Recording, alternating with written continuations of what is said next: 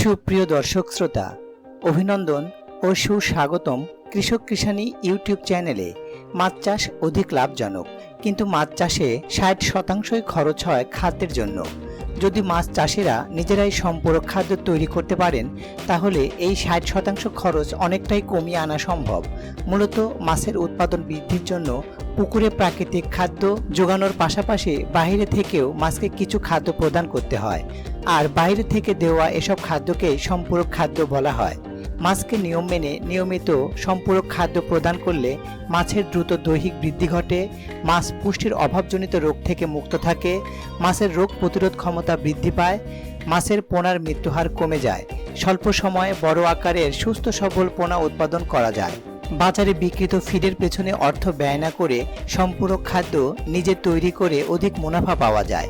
সুপ্রিয় দর্শক শ্রোতা, পুকুরে মাছ ছাড়ার পরের দিন হতে প্রতিদিন সকালে ও বিকেলে মজুতকৃত মাছের মোট শরীরের ওজনের শতকরা 4 থেকে 5 ভাগ হারে সম্পূরক খাদ্য প্রয়োগ করতে হয়। প্রতি 15 থেকে 20 দিন অন্তর অন্তর একবার জাল টেনে কিছু মাছ ধরে ওজনের গড় বের করে মোট ওজনের ওপর আনুপাতিক হারে পুকুরে সম্পূরক খাদ্য প্রদান করতে হয়।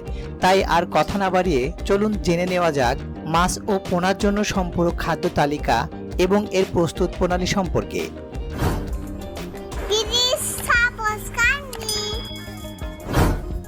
সুপ্রিয় দর্শক শ্রোতা, প্রথমে জেনে নেই পোনা মাছের সম্পূরক খাদ্য তালিকা।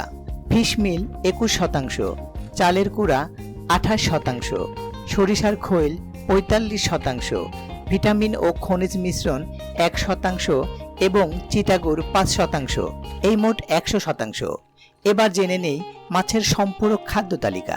ফিশ মিল 10%, চালের কুড়া 53%, সরিষার খৈল 30.5%, ভিটামিন ও খনিজ মিশ্রণ 0.5%, চিটাগুড় 6%, এই মোট 100%। যেভাবে এই সম্পূরক খাদ্য তৈরি করবেন, প্রথমে একটি পাত্রে সরিষার খোল নিয়ে 10 থেকে 12 ঘন্টা ভিজিয়ে রাখতে হবে।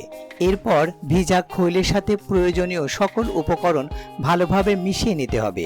মিশ্রণে মোট ওজনের 5 থেকে 6% হারে ময়দা বা আটা যোগ করতে হবে, কারণ এটি খাবারকে আঠালো করে একসাথে ধরে রাখতে সাহায্য করে। সকল উপকরণ মিশানো হয়ে গেলে ছোট ছোট গোলাকার বল তৈরি করে নিতে হবে এবং রোদে বা ছায়ায় ভালোভাবে শুকিয়ে নিতে হবে। তৈরিকৃত বলগুলোকে একটি পাত্রে রেখে বলসহ পাত্রটি পুকুরের একটি নির্দিষ্ট স্থানে 30 থেকে 45 সেন্টিমিটার গভীরতায় ডুবিয়ে রাখতে হবে।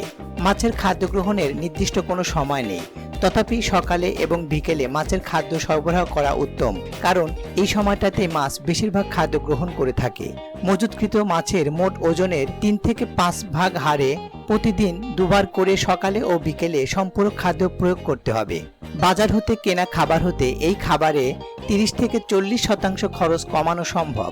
সঠিকভাবে শুকিয়ে বায়ুরোধী পাত্রে সংরক্ষণ করলে এই খাবার প্রায় 1 মাসের মতো ভালো থাকে। খাবার তৈরি করার সময় পরিষ্কার পরিচ্ছন্নতা বজায় রাখতে হবে। সঠিক অনুপাতে মিশ্রণ নিশ্চিত করতে হবে।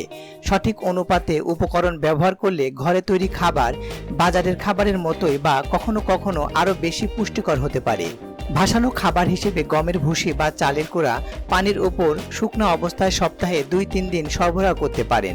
এভাবে ভাসমান খাবার দিলে খাবারের অপচয় কম হয় এবং মাছ দ্রুত বৃদ্ধি পায়। বিভিন্ন প্রজাতির মাছের পুষ্টির চাহিদা আলাদা হয়, তাই প্রজাতি ভেদে খাবারের উপকরণ কম বা বেশি করতে হয়। সর্বশেষে বলবো, সফলতা পেতে এই সম্পর্কে সঠিক জ্ঞান, দক্ষতা ও সতর্কতা অবলম্বন করা জরুরি। এ ব্যাপারে প্রয়োজনীয় মৎস্য অফিসে যোগাযোগ অথবা প্রয়োজনে কমেন্ট করতে পারেন।